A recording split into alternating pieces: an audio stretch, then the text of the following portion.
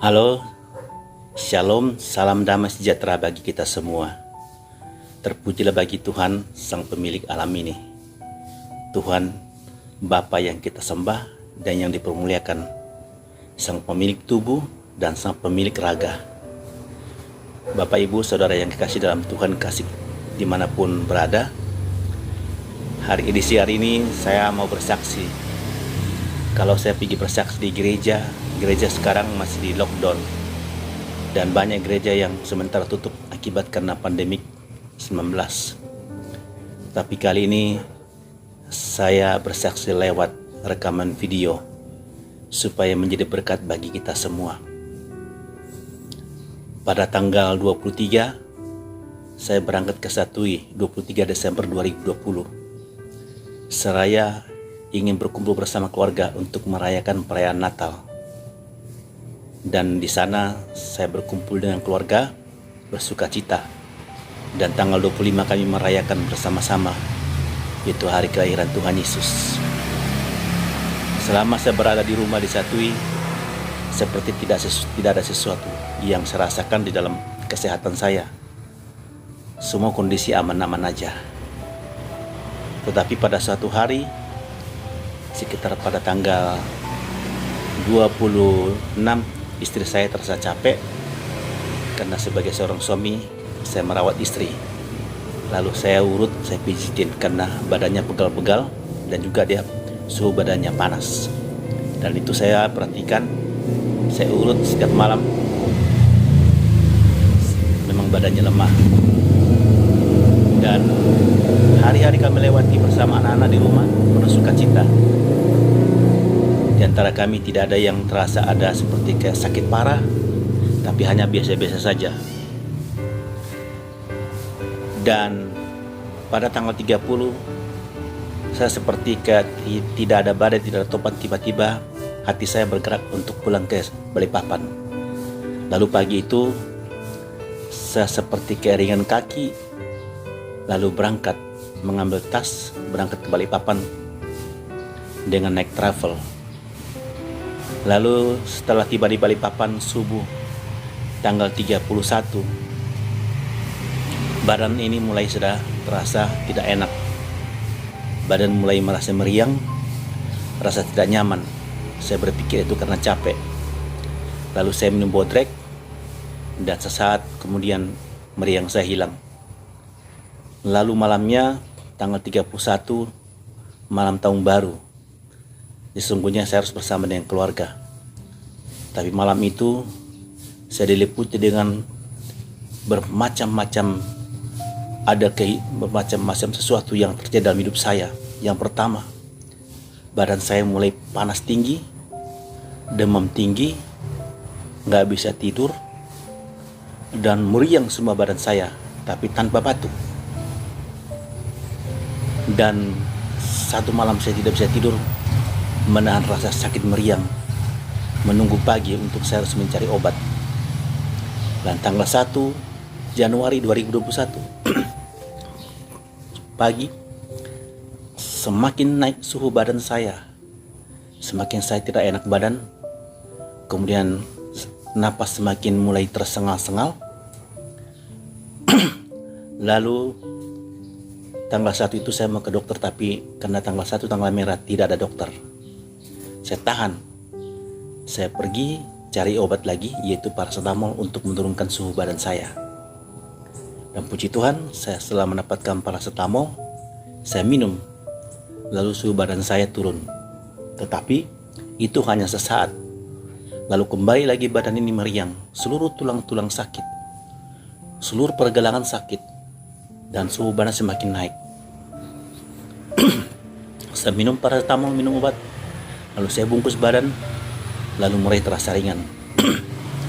Tetapi itu hanya sesaat. Tanggal 1 sampai malamnya sampai subuhnya lagi tanggal 2 masih sama. Tidak ada turun panas walaupun hanya minum obat. Dan tanggal 3 dan malam tanggal 2 malamnya itu saya pergi ke dokter. Dokter kasih obat, bermacam-macam obat. Tekanan saya malam itu pada tanggal 2 malam itu 199,109, cukup tinggi. Lalu saya dikasih obat, saya pulang. Tanggal 3 tidak ada perubahan. Suhu badan semakin naik, semakin tidak enak. Dan saya selalu video call dengan anak-anak dan istri, sehingga mereka melihat langsung kondisi saya dan mereka berdoa buat saya. Dan puncaknya malam tanggal 3 saya sudah tidak tahan. Dada sudah mulai sakit, tenggorokan sudah mulai terasa ada yang mengganjal. Lalu saya melapor kepada Satgas Covid lewat seorang teman yang tahu tentang jalurnya. Lalu saya ditelepon dari tim Satgas Covid di Damai Baru, Balikpapan Selatan. Lalu saya dikasih arahan untuk bernapas, bagaimana caranya untuk bisa tembus sampai pagi tanggal 4. Lalu tanggal 4 itu saya diarahkan untuk pergi PCR. Yang saya lakukan dulu adalah tes antigen. Dan setelah tes antigen, tidak lama kemudian keluar saya positif. Dan setelah sejenak saya positif, dari pihak kantor menyuruh saya untuk langsung PCR, yaitu di swab, yang mana selang dimasukin di tenggorokan kita dan ke dalam hidung. Dan saat itu juga saya lakukan atas biaya dari kantor. Dan menunggu 2 hari katanya. Setelah selesai PCR, saya pulang, saya tidur. Badan saya semakin tidak enak. Bahkan ditambah lagi dengan mulai sakit, pusing kepala. Saya tidak batuk. Yang anehnya saya tidak batuk. Tetapi dada saya mulai tertekan. Mulai seperti susah bernafas. Dan tanggal 5, saya melapor terus Satgas Covid 5 Januari. Kemudian saya dipantau terus oleh Satgas Covid, sembari hamba-hamba Tuhan, keluarga yang lainnya menelepon, video call mendoakan saya, terutama dari istri dan anak-anak. Dan tanggal 6 puncaknya, saya sudah tidak berdaya. Ini dada seperti ditindisin batu, susah bernapas, dan suara sudah mulai hilang, susah mau berbicara. Lalu paginya sekitar jam 9 Satgas Covid membawa ambulan datang menjemput saya. Saya diperiksa, lalu mereka semuanya mereka mencari referensi untuk saya segera dievakuasi menuju ke Rumah Sakit Kanujoso Balikpapan. Dan mereka waktu itu sudah kalang kabut karena melihat kondisi saya, yang mana muka ini sudah berubah karena menahan rasa sakit untuk bernafas. Dan puji Tuhan, segera saudara itu dengan cepat-cepat saya masukin sembarang saja baju ke dalam tas. Lalu saya diangkut, dievakuasi ke Rumah Sakit Kanujoso Balikpapan. Tanggal 6 itu sampai di ruangan emergensi, mulai saya dipasangin oksigen, yaitu O2 di sini. Lalu saya baring-baring, agak lega saya rasakan. Tetapi tidak berhenti sakitnya, seluruh tubuh sakit, tulang-tulang sakit, kepala sakit, dan napas kalau saya lepas susah bernapas. Puncaknya pada sore hari tanggal 6 ketika saya sudah dimasukin di ruang isolasi, sudah nggak bisa tidur sama sekali, mata nggak bisa terpejam, badan terasa sakit sekali karena saya belum dikasih obat oleh dokter. Waktu itu saya hanya dipasangin oksigen dan dimasukin dalam ruang isolasi. Ketika itu ruang isolasi baru sisa ada 2 orang di dalam, anak muda. Mereka juga kena COVID. Dan mereka sudah tahap-tahap pemulihan. Lalu saya masuk. Dan sampai pada tanggal 6 malam, nanti jam 9 malam baru saya dapat pelayanan. Tetapi saya sudah tidak berdaya. Mereka kalang kabut mencari untuk saya tetap dibantu dengan oksigen. Karena ada yang mengatakan bahwa muka saya sudah seperti kayak biru. Karena menahan rasa sakit, bernapas memaksa harus bernafas. Paksa bernafas. Tapi dalam hati saya, yang selalu saya pernah katakan, Di dalam nama Tuhan Yesus, selamatkan aku. Kalau Engkau berkehendak, selamatkan aku Tuhan. Itu terus yang dalam hati saya. Tolong Tuhan selamatkan saya. Dan tanggal 7 subuh, saya semakin kritis. Tidak ada yang melihat saya karena waktu itu para medis, mereka rupanya beristirahat dan mereka tidak ada di tempat. Saya sangat kesulitan bernapas. Jam 2 subuh tanggal 7 sampai pagi, ya siangnya, benar-benar saya kesulitan bernapas. Lalu tiba-tiba saja sahabat saya Julius Tani buat video call, lalu dia melihat langsung wajah saya. Itu sudah seperti kayak hitam, nggak bisa ngomong. Dia pun bicara, saya tidak ngomong. Istri saya pun juga video call, saya tidak bisa ngomong. Pendeta Rahmat Urip pun video call, saya tidak bisa ngomong. Semua orang yang video call saya, keluarga saya, baik dari kampung, semua sudah tersebar. Saya tidak bisa ngomong. Kepala saya diikat tanduk, lalu mulut saya dipasangin oksigen. Saya tutup masker, nggak bisa suara keluar, tertutup sudah leher. Sama sekali nggak bisa bicara. Sampai pada tanggal 8 subuh, sekitar jam 5.05, jadi jam 4.05, saya betul-betul bertempur melawan kesesakan nafas. Sangat luar biasa. Dan waktu itu, sekitar tanggal 8 subuh, saya tidak tahu jam berapa, saya terasa masuk di suatu tempat yang mana saya senang sekali. Saya terus turun di dalam satu tempat, seperti terbang, tetapi saya sejuk, saya enak. Masuk ke dalam satu alam yang sangat sejuk, yang sangat indah. Saya bahagia sekali masuk di alam itu. Kenapa? Di situ saya ada merasa jiwa saya tenang dan senang, tidak ada sakit. Saya tenang sekali.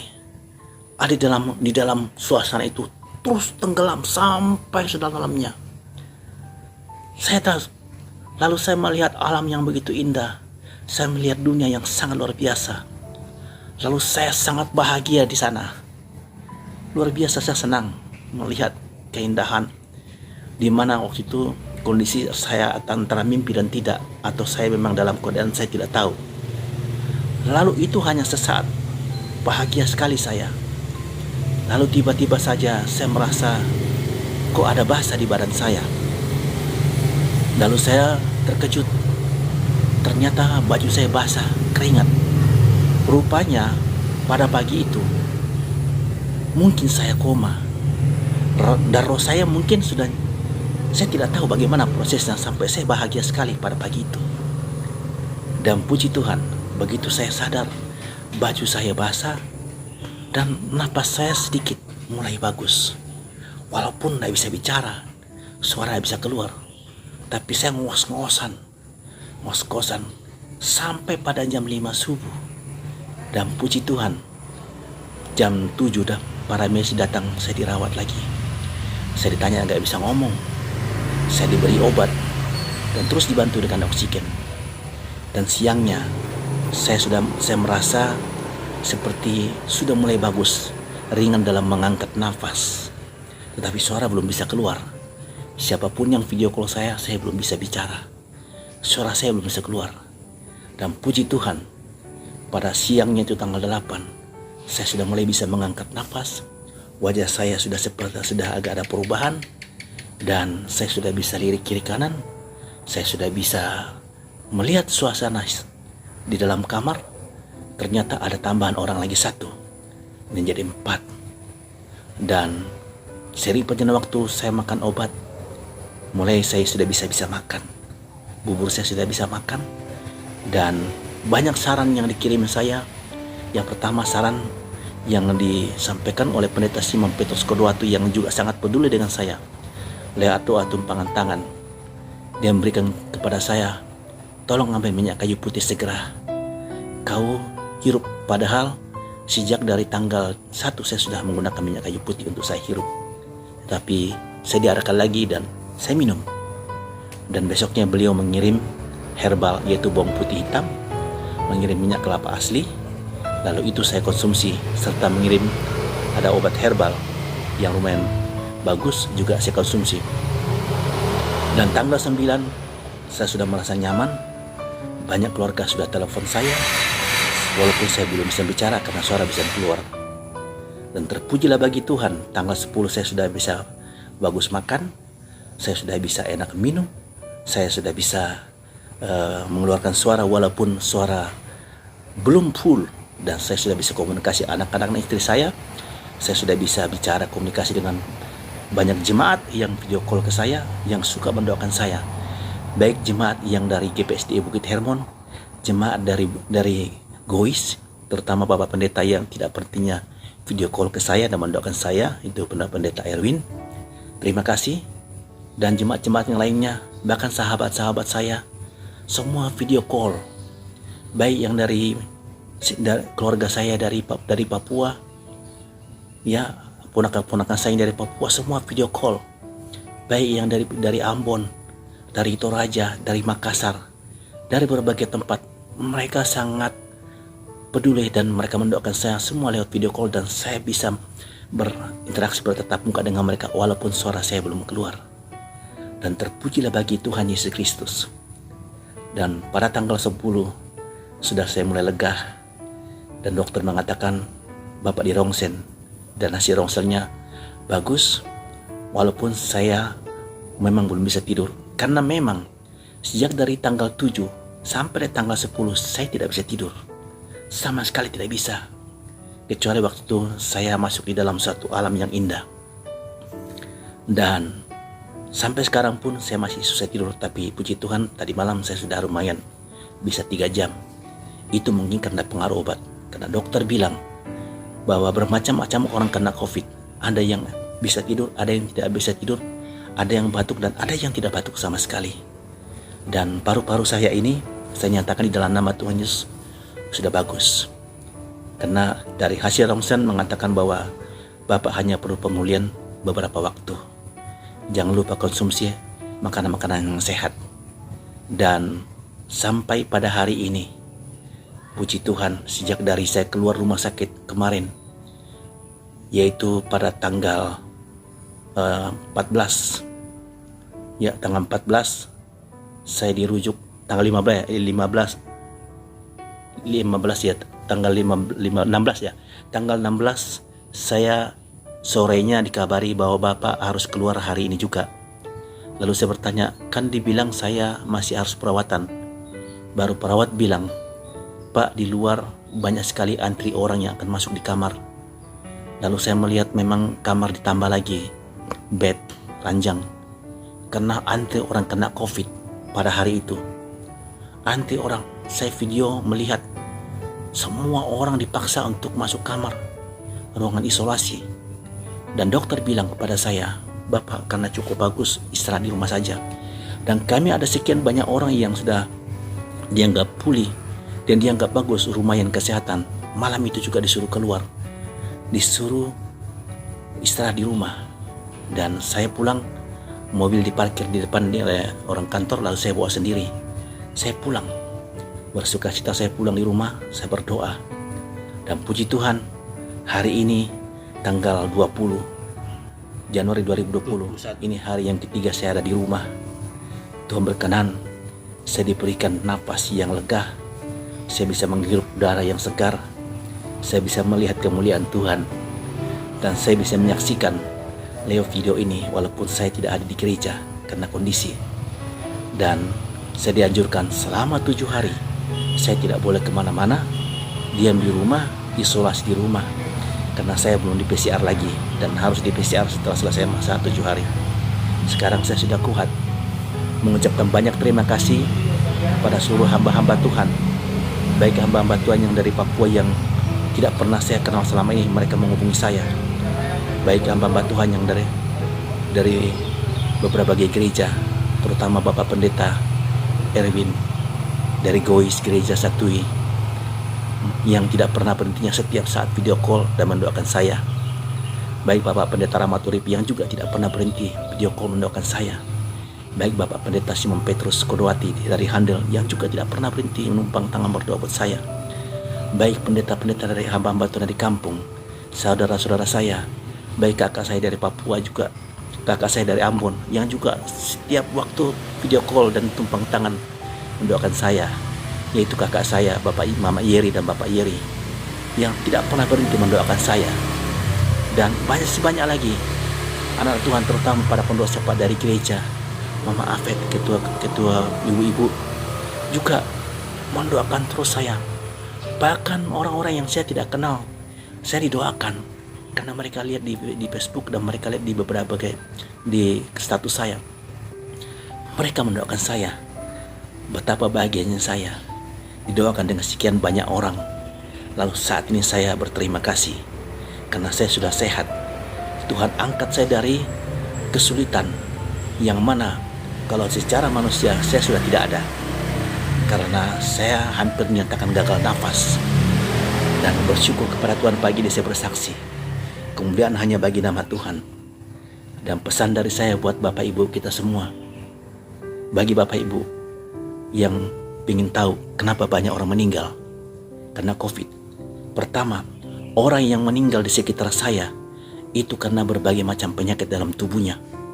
Yang pertama, dia ada sakit kolesterol, dia ada sakit batuk, dia ada sakit tekanan darah tinggi, dan dia ada sakit ginjal, dan bahkan sakit jantung. Lalu ketika virus corona masuk dalam tubuhnya, saat itu juga virus corona bereaksi, lalu saat itu juga dia diangkat dan meninggal. Dan bukan cuma itu saja, karena pola hidup yang salah selama ini, terutama bagi para perokok. Ada seorang anak muda yang kira-kira umurnya sekitar 40 tahun. Dia selama hidupnya sampai akhir hidupnya tidak pernah berhenti merokok. Penyakitnya hanya karena TBC. Lalu dia kena corona, masuk rumah sakit, lalu dia meninggal. Dan masih banyak lagi rata-rata yang meninggal karena COVID, karena memang ada sudah penyakit bawaan dalam tubuhnya. Oleh karena itu disarankan tetap menjaga kesehatan. Kalau yang sudah merokok, sebaiknya berhentilah merokok. Kalau yang suka begadang, sebaiknya berhentilah begadang. Karena menurut pengakuan anak muda itu, orang yang berbincang-bincang dengan saya, dia selalu bergadang. Bahkan dia selalu menjudi, duduk bermalam-malaman, sambil merokok, begadang, dan kurang menjaga kesehatan. Lalu ketika terkonfirmasi positif corona, tidak dibutuhkan waktu 1 hari, hanya jam, langsung nyawanya melayang. Tidak bisa bernapas, gagal napas. Dan masih banyak lagi sampai sekarang orang-orang yang meninggal sampai sekarang di rumah sakit. Kenapa? Karena ada penyakit yang selama ini tidak pernah diperdulikan, terutama bagi yang sudah umur di atas 40 tahun. Berhentilah merokok, minumlah air putih sebelum tidur, air hangat, bangun minum air hangat. Dan sampaikan kepada anak-anak kita, jangan suka begadang, terutama yang suka main game. Karena ternyata begadang adalah merusak saraf dan imun kita, sehingga kita gampang terserang penyakit. Terpujilah bagi nama Tuhan Yesus Kristus yang sudah menjadi juru selamatku, yang sudah menyatakan kemuliaannya. Dan saya diselamatkan lewat penyakit corona. Dan hari ini saya bersaksi, karena kemuliaan Tuhan menyertaiku. Terima kasih buat semua keluargaku, sanak saudaraku, hamba-hamba Tuhan yang sudah menyertai dan membawa saya di dalam kebenaran, dalam doa. Sepanjang di rumah sakit, saya tidak bisa tidur, tetapi saya mendengarkan banyak khotbah, lagu-lagu gereja, lagu-lagu rohani. Tidak pernah berhenti saya mendengar khotbah, dan itu menjadi berkat bagi saya. Itu khotbah yang disampaikan para hamba-hamba Tuhan yang diberkati Tuhan di dalam YouTube, bahkan lagu-lagu rohani. Dan itu yang menjadi kesaksian saya. Semoga kita tetap sehat dan kuat menjalani sisa hidup yang masih Tuhan berikan kepada kita. Terpujilah bagi Tuhan kekal selama-lamanya. Dimuliakanlah Bapa di surga, yaitu Tuhan yang kita sembah, Tuhan Yesus Kristus, sumber segala pengharapan dan penyelamat jiwa dan raga, dan yang telah menyertai kita dari dulu sampai sekarang, bahkan sampai selama-lamanya. Di dalam nama Tuhan Yesus aku mengakhiri kesaksianku ini. Terima kasih semuanya. Tuhan berkati. Shalom.